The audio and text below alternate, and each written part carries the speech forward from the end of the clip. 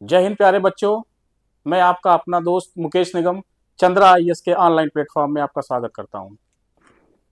आज वर्ष का पहला दिन है और आप सभी को हैप्पी न्यू ईयर। आशा करता हूं आप लोग बहुत स्वस्थ होंगे, मस्त होंगे और अपनी पढ़ाई बहुत अच्छे से कर रहे होंगे। आज एक नया दिन है, एक नई उम्मीद है और एक नई सोच को लेके हम लोग पढ़ाई करेंगे। अब जो भी गलतियां हमसे गत वर्ष 2024 में हो चुकी हैं, वो गलतियों को हम लोग नहीं करेंगे। ठीक है। कल हम लोग पढ़ रहे थे सोर्सेज ऑफ इंडियन हिस्ट्री, भारतीय इतिहास के स्रोत।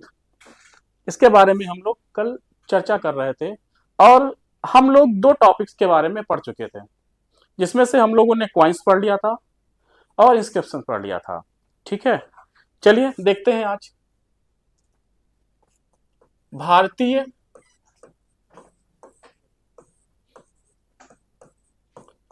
इतिहास के स्रोत। बेटा कल मैंने आपको बताया था कि जो इतिहास लिखा गया है, हमारा इतिहास लिखा गया है, वो दो स्रोतों के आधार पर लिखा गया है। एक स्रोत हमारा था पुरातात्विक यानी आर्कियोलॉजिकल, और सेकंड सोर्स जो हमारा था वो था लिटरेरी सोर्सेस। तो पहला सोर्स हमारा था पुरातात्विक। पुरातात्विक यानी आर्कियोलॉजिकल, और सेकंड हमारा लिटरेरी यानी साहित्यिक स्रोत। साहित्यिक स्रोत, इन दोनों स्रोतों के आधार पे हमारे हिस्टोरियन यानी इतिहासकारों ने इतिहास लिखा था। ठीक है। अब हमने कल स्टार्ट किया था पुरातात्विक से। पुरातात्विक में हम लोगों ने बताया था, हम लोगों ने जाना था कि पुरातात्विक में हमें बहुत सी चीजें पढ़नी होती हैं, जिनमें से हमारा सबसे पहले नंबर पे था क्वाइंस यानी सिक्के। दूसरे नंबर पे हम लोगों ने इंस्क्रिप्शंस के बारे में पढ़ा था, यानी अभिलेखों के बारे में हम लोगों ने पढ़ लिया था। अब तीसरा हमारा जो मेन सोर्स होता है वो है मोन्यूमेंट्स यानी स्मारक। और एक हमारा जो इंपॉर्टेंट सोर्स और है जिसको हम लोग कहते हैं पेंटिंग्स, क्योंकि पेंटिंग्स जहां जहां से मिली उससे भी हमें इतिहास लिखने में बहुत मदद मिली, यानी चित्रकारी। इसमें से बेटा हम लोग दो स्रोतों के बारे में पढ़ चुके थे। एक तो क्वाइंस पढ़ चुके थे और एक हम लोग इंस्क्रिप्शन पढ़ चुके थे। आज हम लोग मोन्यूमेंट्स के बारे में देखेंगे। आखिर मोन्यूमेंट्स क्या है? स्मारक। जैसे बहुत सी चीजें ऐसी हैं इतिहास में, कई बिल्डिंग्स बनी हुई हैं, कई बड़े बड़े भवन बने हुए हैं, ठीक है, मंदिर बने हुए हैं। इन सब चीजों से भी हमें ये पता लगा, इतिहासकारों ने ये जाना कि ये जो मंदिर हैं, इसका मतलब कि उस समय के जो शासक हुए, जो रूलर्स हुए, वो लोग कहीं ना कहीं धार्मिक भी थे और पूजा पाठ में भी अपना पूजा पाठ को भी ध्यान में रखते थे। ठीक है, तो आज हम मॉन्यूमेंट्स के बारे में बात करेंगे। चलिए,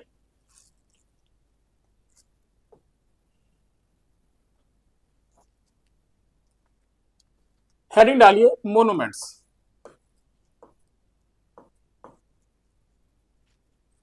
यानी स्मारक। स्मारकों से बहुत कुछ जानने को मिला है। किसने बनवाया, कब बनवाया, कहां बनवाया, ठीक है, कैसे बनवाया, इन सब की डिटेल हमें मॉन्यूमेंट्स में मिलेगी। तो पहला मॉन्यूमेंट्स हम लिखते हैं जो हमारे एग्जामिनेशन में बार बार पूछा जाता है बेटा, दशावतार टेम्पल। दशावतार टेम्पल बेटा, दशावतार मंदिर। दशावतार मंदिर, ये क्वेश्चन ये आता है कि बेटा ये दशावतार मंदिर कहां है?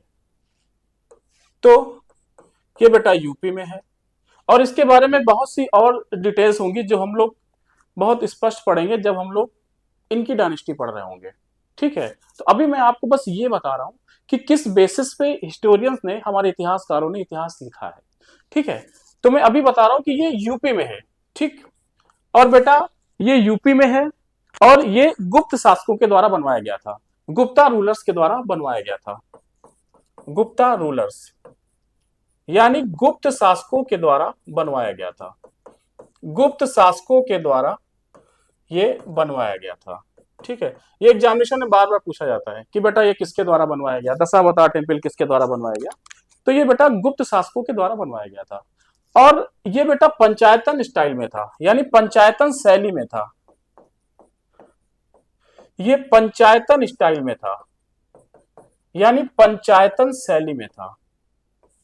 पंचायतन शैली, पंचायतन शैली का मतलब यह होता है बेटा कि 5 मंदिरों को एक साथ बनाया जाता है और बीच में एक तालाब बनाया जाता है। ठीक है, तो उस स्टाइल में ये बना हुआ है। उत्तर भारत में ज्यादातर मंदिर इसी शैली में बने हुए हैं, पंचायतन स्टाइल में बनाए गए हैं। ठीक है, तो ये हमें याद रखना है कि ये जो दशावतार टेम्पल है ये यूपी में है और गुप्त शासकों ने इसको बनवाया है। अब सेकेंड मॉन्यूमेंट्स पे आते हैं। सेकेंड मॉन्यूमेंट्स हमारा है कुतुब मीनार। कुतुब मीनार,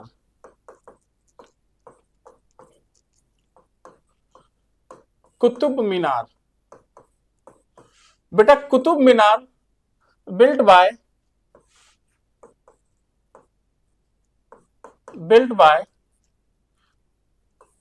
कुतुबुद्दीन, कुतुबुद्दीन ऐबक, कुतुबुद्दीन ऐबक। ये बेटा कुतुबुद्दीन ऐबक के द्वारा बनवाया गया। कुतुबुद्दीन ऐबक के द्वारा बनवाया गया। बेटा ये दिल्ली में बना हुआ है। कहां बना हुआ है? दिल्ली में। ये दिल्ली में बना हुआ है। इसमें टोटल 5 मंजिलें हैं, टोटल 5 मंजिल है। ये 5 मंजिलों का बना हुआ है। इसके बारे में बहुत सी डिटेल्स और भी हैं। जैसे 5 मंजिल में है तो शुरुआत किसने कराई, उसके बाद की 2 मंजिल किसने बनवाई, फिर लास्ट में जो इसकी 5वीं मंजिल है वो किसने बनवाई। ठीक है, तो इस तरह से बहुत सी चीजें और आएंगी। तो ये सब हम तब पढ़ेंगे जब हम लोग कुतुबुद्दीन ऐबक के बारे में दिल्ली सल्तनत में पढ़ रहे होंगे। ठीक, अभी बस हमें ये याद रखना है कि कुतुब मीनार हमारा दिल्ली में है, जो कि कुतुबुद्दीन ऐबक द्वारा बनवाया गया था। ठीक, अब आगे बढ़ते हैं। एक और मोन्यूमेंट है जिसके बारे में बहुत पूछा जाता है, ताजमहल। ताजमहल, हम सभी को पता है कि ताजमहल कहां है। बेटा ये ताजमहल आगरा में बना हुआ है, आगरा यानी यूपी में बना हुआ है। ठीक, अब इसमें एक क्वेश्चन आता है कि ताजमहल बनवाया किसने और किसकी याद में बनवाया। ठीक, इसमें 2 क्वेश्चन है। सभी बच्चों को ये पता है कि बिल्ट बाय यानी बनवाया किसने, शाहजहां ने। शाहजहां ने यानी शाहजहां के द्वारा बनवाया गया। किसके द्वारा? शाहजहां के द्वारा बनवाया गया। शाहजहां के द्वारा बनवाया गया। लेकिन बेटा इसमें एक ऑप्शन आया था, उसमें शाहजहां नाम नहीं था। इसलिए हमें एक चीज ध्यान देना है कि जो शाहजहां थे ना, इनका रियल नेम क्या था। बेटा उसमें रियल नेम आया था ऑप्शन में, इनका रियल नेम क्या है? तो इनका रियल नेम है खुर्रम। इनका रियल नेम है खुर्रम, यानी ताजमहल खुर्रम ने बनवाया था। और किसकी याद में? In memory of, in memory of, in memory of Mumtaz. सबको पता है मुमताज के बारे में, लेकिन अगर आपसे पूछा जाए कि मुमताज का रियल नेम क्या था, तो इंपॉर्टेंट यही है बेटा कि रियल नेम क्या है। तो मुमताज का रियल नेम था अर्जुमंद बानो बेगम। अर्जुमंद बानो बेगम। आपसे जब भी ऐसे क्वेश्चन आएंगे तो ये देखने में बहुत इजी लग रहे हैं। सबको पता है कि शाहजहां ने बनवाया, मुमताज की याद ने बनवाया, लेकिन ऑप्शन में आपको ना तो शाहजहां मिल रहा है ना तो मुमताज मिल रहा है। ऑप्शन आपको क्या मिल रहा है कि बनवाया किसने? खुर्रम। और किसकी याद में? तो आपका अर्जुमंद बानो बेगम। तो हमें बहुत ही कायदे से और बहुत डिटेल में पढ़ना है कि जो जितने भी हमारे मुगल्स हैं, मुगल्स में इन लोगों का रियल नेम क्या है। क्योंकि हम जो भी नाम पढ़ रहे हैं, अकबर, बाबर, हुमायूं या और भी कोई नाम, मुमताज, ये सब इनके टाइटल्स होते हैं, ठीक है। ये इनके रियल नेम नहीं होते हैं, इनके रियल नेम्स अलग हैं। तो हमें ये फोकस करना है कि जब भी हम कोई मुगल के बारे में पढ़ें तो उसका हमें रियल नेम पता होना चाहिए, वास्तविक नाम हमें पता होना चाहिए, ठीक है। इसके अलावा बेटा ये 3 हो गए। इसके बाद एक और आता है हमारा मोन्यूमेंट, बृहदेश्वर टेम्पल। ये बहुत पूछा गया है। बृहदेश्वर टेम्पल, बृहदेश्वर मंदिर, बृहदेश्वर, बृहदेश्वर मंदिर। पूछा जाता है कि ये बृहदेश्वर मंदिर किसने बनवाया और कहां है। तो बेटा बृहदेश्वर मंदिर ये तंजौर में है। तंजौर, तंजौर कहां पे है? तमिलनाडु में। तमिलनाडु में तंजौर, ये कहां पे बेटा? तंजौर, तंजौर, तंजौर कहां पे है? तमिलनाडु में। तमिलनाडु में किसके द्वारा बनवाया गया बेटा? तो ये राज राजा फर्स्ट के द्वारा बनवाया गया। राज राजा फर्स्ट के द्वारा बनवाया गया, राज राजा प्रथम के द्वारा ये बनवाया गया है, ठीक है। इसी तरह से और भी बहुत सी चीजें हैं मोन्यूमेंट्स पे हमारे, ठीक, वो सब भी हमें पढ़नी होगी। जब जिस डायनेस्टी में जो बना होगा उसके बारे में हम लोग और डिटेल में पढ़ेंगे। अभी बस हम ये पढ़ रहे हैं कि इन सब चीजों से हमारा हमारा इतिहास लिखा गया। जैसे हमें नहीं पता होता, हमें अगर ये ताजमहल किसने बनवाया, अगर ये सब लिखा नहीं होता ताजमहल वगैरह पे, तो हमें नहीं पता होता कि ये शाहजहां ने बनवाया या बृहदेश्वर टेम्पल है किसने बनवाया। तो इन सब चीजों से बेटा हमारा इतिहास लिखा गया है। हमारे इतिहासकारों ने इन्हीं सब चीजों का अध्ययन किया। ये सब आर्कियोलॉजिकल सोर्सेज में आते हैं। इन सब का अध्ययन करके इतिहास लिख दिया, ठीक। अब इसके बाद बेटा और बहुत सी चीजें हैं ईटीसी। इसके बाद और भी बहुत से मोन्यूमेंट्स हैं। इन सब के बारे में हम तब डिस्कस करेंगे जब हम इनके डायनेस्टी में जाएंगे, ठीक है। अब हम लोग आते हैं अपने चौथे ऑप्शन पे। एक हमारा ऑप्शन था चित्रकारी यानी पेंटिंग। चित्रकारी, पेंटिंग, चित्रकारी। आखिर चित्रकला की शुरुआत कब से हुई, चित्रकारी कब से शुरू हुआ, ठीक। इसके बारे में बहुत पूछा गया है। आपको इसकी जानकारी होनी चाहिए कि बेटा जो चित्रकारी है इसकी शुरुआत पैलियोलिथिक एज से हुई थी। यानी इसकी स्टार्टिंग कब हुई थी बेटा? चित्रकारी यानी चित्रकला की शुरुआत, चित्रकला की शुरुआत पैलियोलिथिक, पैलियोलिथिक एज से हुई थी।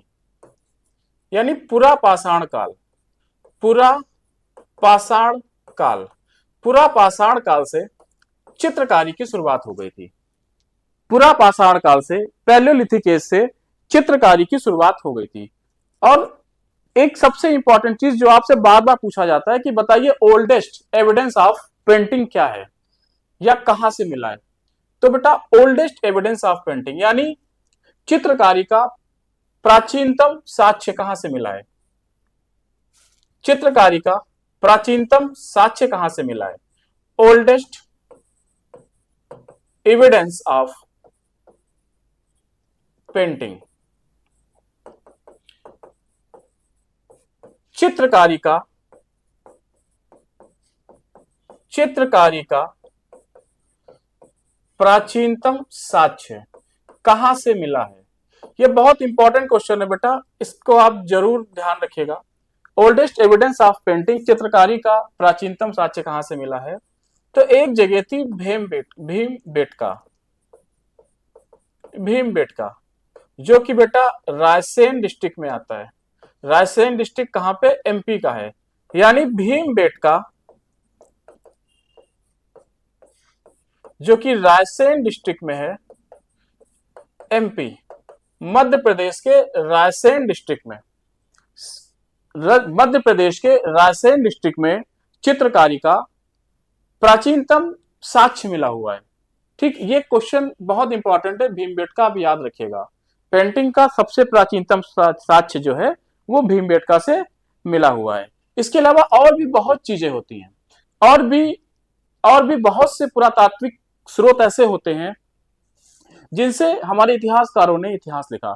जैसे हम बात करें आइडल्स की, मूर्तियां कि आखिर मूर्तियां मिली तो इन चीजों से भी हमें बहुत कुछ जानने को मिला। जैसे आइडल्स में हम देखते हैं बेटा, आइडल्स में देखते हैं यानी मूर्ति में देखते हैं, आइडल आइडल कहां कहां पे मिली मूर्ति। इसमें एक सबसे इंपॉर्टेंट जगह है इंडस वैली सिविलाइजेशन। ये बार बार क्वेश्चन पूछा जाता है कि बताइए इंडस वैली सिविलाइजेशन से कौन कौन सी मूर्तियां मिली, सिंधु घाटी सभ्यता से कौन कौन सी मूर्तियां मिली। तो इस पे थोड़ा सा फोकस करते हैं हम लोग। यानी सबसे पहले Indus valley civilization, Indus valley civilization यानी सिंधु घाटी सभ्यता, सिंधु घाटी सभ्यता। बेटा सिंधु घाटी सभ्यता से हमें कुछ मूर्तियां मिली। सबसे पहले हमें एक आइडल ऑफ योगी मिली, यानी योगी की मूर्ति मिली, योगी की मूर्ति मिली। और इसके अलावा एक और हमें मिली जो बहुत इंपॉर्टेंट है, बार बार एग्जामिनेशन में पूछी जाती है, idol of mother goddess, idol of mother goddess यानी मातृ देवी की मूर्ति भी यहीं से मिली है। मातृ देवी की मूर्ति ये भी हमें यहीं से मिली है, जिससे बहुत सी चीजें जानकारी मिली कि उसमें मूर्ति कला विकसित हो गई थी। और इस तरह से बहुत सी चीजें हमें इन सारे मोन्यूमेंट से जानने को मिली और चित्रकारी से जानने को मिली। ठीक है, तो ये हम लोगों ने इतिहास के स्रोत में जो पहला स्रोत था आर्कियोलॉजिकल पुरातात्विक स्रोत, ये हम लोगों ने कंप्लीट कर लिया। ठीक है, हमने आपको बताया था कि दो स्रोत हैं, एक कौन सा है पुरातात्विक, पुरातात्विक के बारे में हम लोगों ने बहुत कुछ पढ़ लिया। अब हम लोग आते हैं दूसरे सोर्स पे जिसका नाम है साहित्यिक स्रोत, साहित्यिक स्रोत यानी लिटरेरी। अब सेकंड हेडिंग हम लोग डालते हैं लिटरेरी सोर्सेस यानी साहित्यिक स्रोत, साहित्यिक स्रोत, साहित्यिक स्रोत यानी लिटरेरी सोर्सेस, लिटरेरी सोर्सेस। बेटा साहित्य क्या होता है? जो कुछ भी लिखा पढ़ा गया, जो चीज भी हमें लिखी हुई मिली, उन सबसे हमें इतिहास लिखने में बड़ी मदद मिली। हमारे इतिहासकारों को इतिहास लिखने में बहुत मदद मिली। तो वो सारे स्रोत, वो सारी बुक्स, वो सारे टेक्स्ट जो पहले लिखे गए, जिनके बिहाफ पे हमें पता चला, जिनकी वजह से हमारे इतिहासकारों को पता चला कि ऐसा हुआ करता था पहले, कि पहले क्या क्या चीजें थी, लोग किस चीज का काम करते थे, कौन कौन लोग हमारे देश में आए, कौन कौन विदेशी यात्री आए, इन सब की डिटेल्स जो हम पढ़ रहे हैं इतिहास में, वो सभी लिटरेरी सोर्सेस की ही देन है। तो बेटा लिटरेरी सोर्सेस दो प्रकार के थे, एक तो वो सोर्स थे जिसमें हमारे देश के लोगों ने कुछ किताबें लिखी, कुछ बुक्स लिखी, और एक दूसरा बेटा जो हमारे देश में फॉरेनर्स आए यानी विदेशी यात्री आए, उन्होंने भी बहुत सी किताबें लिखी जिनसे हिस्ट्री लिखी गई। जैसे बेटा नंबर 1 पे हम लोग पढ़ेंगे नेटिव सोर्सेस के बारे में। नेटिव यानी देसी सोर्स। साहित्यिक में एक देसी सोर्स होगा और दूसरा होगा विदेशी सोर्स। विदेशी यानी फॉरेन। ये दो सोर्सेस होंगे, एक होगा देसी सोर्स और एक होगा विदेशी सोर्स। देसी सोर्स वो है जो हमारे यहाँ के विद्वानों ने जो किताबें लिखी, उनमें जो बातें लिखी, वो सारी बातें किसमें आ गई? देसी स्रोत में आ गई। और जो हमारे यहाँ पढ़ने के लिए बहुत से लोग आए, बहुत से यात्री आए, जब वो हमारे देश में आए तो यहाँ पे रुके, यहाँ पे उन्होंने अध्ययन किया, स्टडी करने के बाद उन्होंने यहाँ के बारे में और अपने बारे में इन किताबों में लिखा, जिनसे जिनसे इतिहासकारों को बहुत मदद मिली और इतिहासकारों ने उन्हीं के बेसिस पे इतिहास लिख दिया। ठीक है, तो नंबर 1 पे हम लोग देसी के बारे में देखते हैं कि आखिर देसी स्रोत क्या थे। ठीक, देसी स्रोत यानी नेटिव सोर्सेस। बेटा देसी स्रोत भी दो प्रकार के थे। देसी स्रोत ये भी दो प्रकार के हुए हैं। एक तो बेटा ऐसे थे जो धार्मिक थे, कुछ हमें धार्मिक ग्रंथ मिले, धार्मिक यानी रिलीजियस धार्मिक। और कुछ ऐसा लिटरेचर मिला, कुछ ऐसी बुक्स मिली जो नॉन रिलीजियस थी,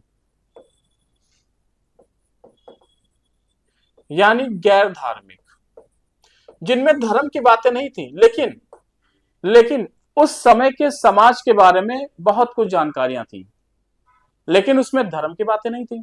ठीक है, इसीलिए नेटिव में भी दो तरीके का स्रोत, एक हो गया धार्मिक और एक हो गया गैर धार्मिक या नॉन रिलीजियस। तो सबसे पहले हम लोग बात कर लेते हैं धार्मिक के बारे में। तो बेटा धार्मिक के बारे में जब हम बात करेंगे तो धार्मिक में या रिलीजियस में बेटा उस समय मात्र 3 धर्म थे। उस समय 3 धर्म यानी 3 धर्मों की किताबें बहुत इंपॉर्टेंट थी, जिसमें नंबर 1 पे आता है हिंदू धर्म की बहुत सी किताबें मैं भी डिस्कस करूंगा। नंबर 2 पे आता है बौद्ध, उस समय बौद्ध धर्म भी चल रहा था यानी बुद्धिज्म। और नंबर 3 पे जैन धर्म यानी जैनिज्म। ये तीन धर्म थे जिनकी किताबें हमारे इतिहासकारों को बहुत मदद की हैं इतिहास को लिखने में। ये 3 धर्म ही मेन धर्म थे। ठीक है, तो हम एक एक करके बात कर लेते हैं। अब देखिए नंबर 1 पे हिंदू धर्म की बात करते हैं। सबसे पहले हिंदू धर्म। तो बेटा हिंदू धर्म में बहुत सी किताबें लिखी गई, हिंदू में यानी हिंदू धर्म में बहुत सी किताबें लिखी गई, जिनके आधार पे हम ये जान पाए कि आखिर क्या था, कैसे था, कौन से लोग आए, कब वैदिक काल था, उसके बाद कैसे और भी लोग आए, हमारे देवी देवता कैसे आए, इन सब की जानकारी हमें हिंदू धर्म ग्रंथों में मिलती है। तो इसमें सबसे पहले हम लोग बात करेंगे वेद। बेटा सबसे पहले हमारा जो हिंदू ग्रंथ है वो वेद है। ठीक, वेद बेटा 4 प्रकार के होते हैं। एक होता है ऋग्वेद, यजुर्वेद, सामवेद और अथर्ववेद। इन 4 वेदों से बहुत कुछ सीखने को मिला और बहुत कुछ जानकारियां हमारे हिस्टोरियन को मिली, जिसके बिहाफ पे उन्होंने हिस्ट्री लिखी थी। ठीक है, इसके बाद हम लोग देखते हैं अरण्यक थे,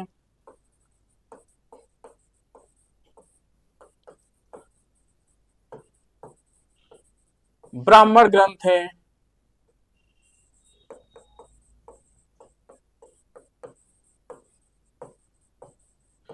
ब्राह्मण ग्रंथ है, रामायण,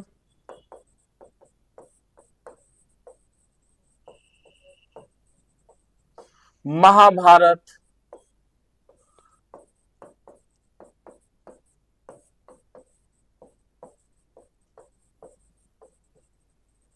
पुराण,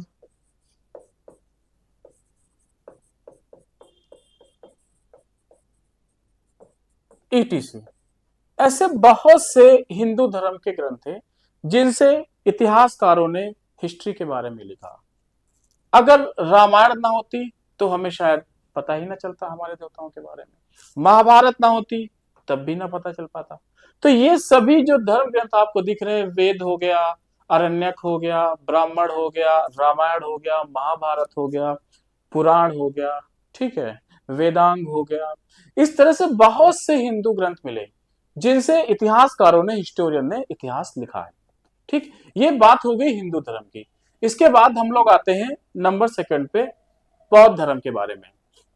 बौद्ध धर्म की भी बहुत सी ऐसी बुक्स हैं, बहुत सी ऐसी किताबें हैं जिनसे बहुत कुछ हिस्ट्री में लिया गया है, जिनसे हिस्ट्री लिखी गई है। और मैं ये आपको इसलिए बता रहा हूं ये सब क्योंकि आपको पता होना चाहिए कि कौन कौन से ग्रंथ हमारे जो बहुत महान है हमारे धर्मों में। हम लोग को नहीं पता होता है कि आखिर हिंदू धर्म में तो पता हो जाता है लोगों को, लेकिन हमें बौद्ध का नहीं पता होता है, हमें जैन का नहीं पता होता है। और एग्जामिनेशन में ऐसे क्वेश्चंस डाल देता है कि बताओ ये जो ग्रंथ है इसे किसने लिखा है। ठीक, तो इसीलिए मैं आपको अभी केवल केवल मैं आपको एक हिंट दे रहा हूं कि इस तरह से ये सारे ग्रंथ हैं, इनके बारे में आप लोग देखिए।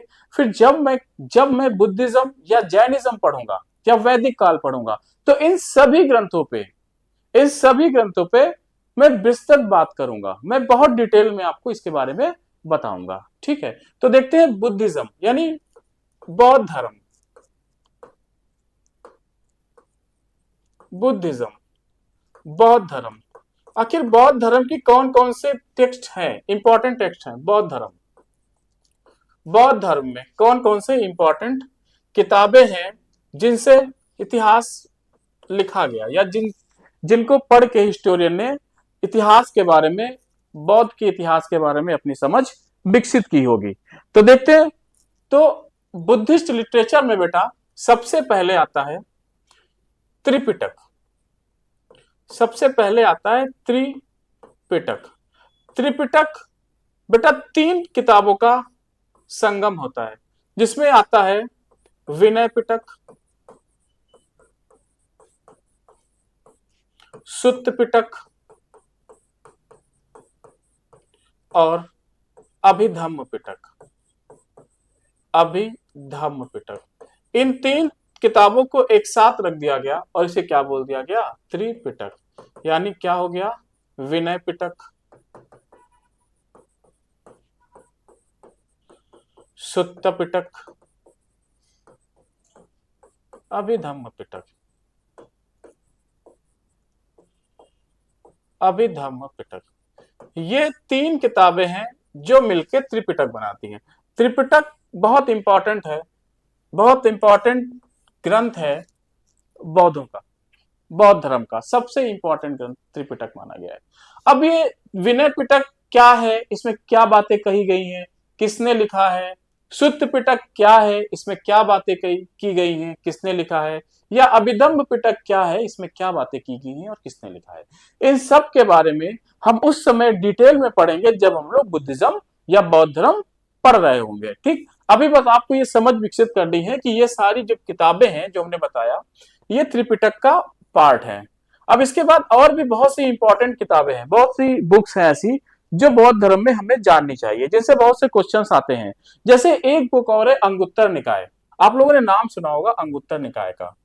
अंगुत्तर निकाय,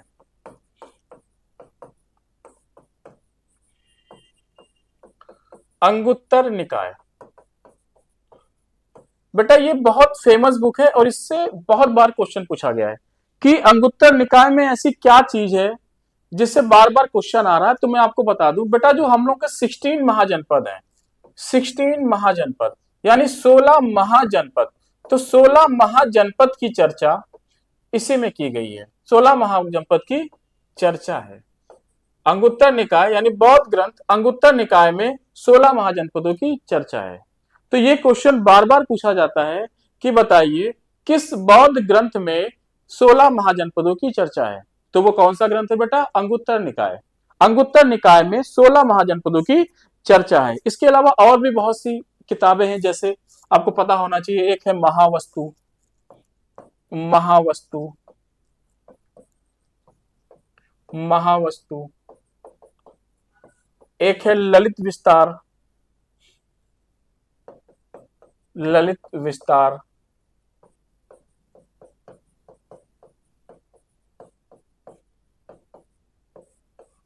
और एक बहुत इंपॉर्टेंट बुक है।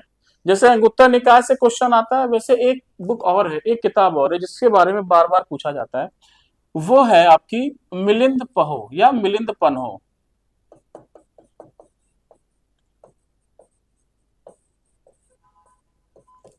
मिलिंद पहो, मिलिंद पहो। अब मिलिंद पहो क्यों इंपॉर्टेंट है, इसके बारे में हम बहुत डिटेल में पढ़ेंगे जब हम लोग बुद्धिज्म पढ़ रहे होंगे। ये हमारी कुछ मेन किताबें थी जिनके बारे में आपको याद रखना है कि त्रिपिटक, अंगुत्तर निकाय, महावस्तु, ललित विस्तार, मिलिंदपन हो, ये सब बौद्ध धर्म की बहुत इंपॉर्टेंट बुक्स हैं। ठीक है, इसके बाद और भी बहुत सी हैं, हम ईटीसी लिख के छोड़ देते हैं इसको। ठीक, ये हमारा बुद्धिज्म हो गया, बौद्ध धर्म की किताबें जिनसे हमारे हिस्टोरियन को बहुत मदद मिली इतिहास लिखने में। अब इसके बाद हम तीसरे पे आते हैं। तीसरा हमारा है जैनिज्म। जैनिज्म यानी जैन धर्म।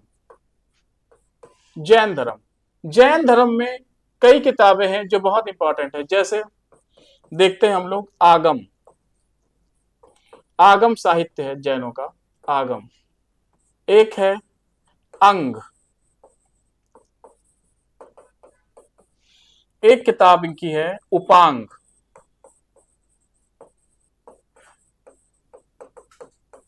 एक और है 14 पूर्वा।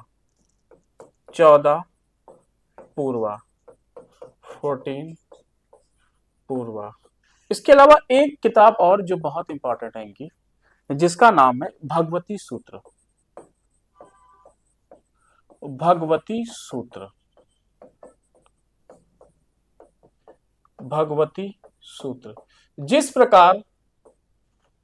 प्रकार बौद्ध ग्रंथ अंगुत्तर निकाय में 16 महाजनपद की चर्चा है, उसी प्रकार जैन साहित्य, जैन ग्रंथ भगवती सूत्र में, इसमें भी बेटा 16 महाजनपदों की चर्चा है। 16 महाजनपदों की चर्चा है। डिटेल्स ऑफ 16 महाजनपद, 16 महाजनपदों की चर्चा। तो ये क्वेश्चन बार बार पूछा जाएगा आपसे, और बहुत बार पूछा गया है ये कि बताइए किस किस जैन साहित्य में 16 महाजनपद की चर्चा है। तो बेटा वो कौन सा है? भगवती सूत्र। कौन सा है वो बेटा? भगवती सूत्र। और अगर आपसे पूछा जाए कि किस बौद्ध साहित्य में 16 महाजनपदों की चर्चा है, तो वो कौन सा है? अंगुत्तर निकाय। यानी ये दोनों आपको बहुत कायदे से पढ़ने हैं। ठीक है, अब देखिए यहां से हमारा ये पूरा साहित्यिक स्रोत में हमारा धार्मिक कंप्लीट हो गया। उस समय सिर्फ 3 धर्म ही थे। कौन कौन से? हिंदू, जैन, बौद्ध। इन तीनों धर्म से हमारे इतिहासकारों को बहुत मदद मिली इतिहास लिखने में। ठीक है, अब हम लोगों का अगला जो टॉपिक होगा बेटा, वो होगा गैर धार्मिक स्रोत। गैर धार्मिक स्रोत। धार्मिक स्रोत हम लोग पढ़ चुके हैं। गैर धार्मिक स्रोत यानी नॉन रिलीजियस सोर्सेस। ये ऐसी किताबें थी जो लिखी गई हमारे विद्वानों के द्वारा, लेकिन इसमें धर्म की बात नहीं थी, वहां के समाज की बातें थी। कैसा समाज था, कैसी चीजें थी। ठीक है, अब इसके बारे में हम लोग नेक्स्ट क्लास में पढ़ेंगे। ठीक है, आप लोगों का एक काम है कि मैं जितनी भी 2 क्लासों में पढ़ा चुका हूं, जहां तक मैंने पढ़ाया है, वो सब आपको एक बार रिवाइज कर लेना है और प्रॉपर तरीके से अपने नोट्स बना लेने हैं। ठीक, आज मैं बहुत ज्यादा समय नहीं लूंगा आपका। आज पहला दिन है, इसलिए आप लोग खुश रहिए, मस्त रहिए, और फिर हम लोग कल कंटिन्यू करेंगे इसके लिए। इसके आगे हम लोग कल देखते हैं कैसे क्या पढ़ा जाएगा। ठीक है, बहुत बहुत धन्यवाद।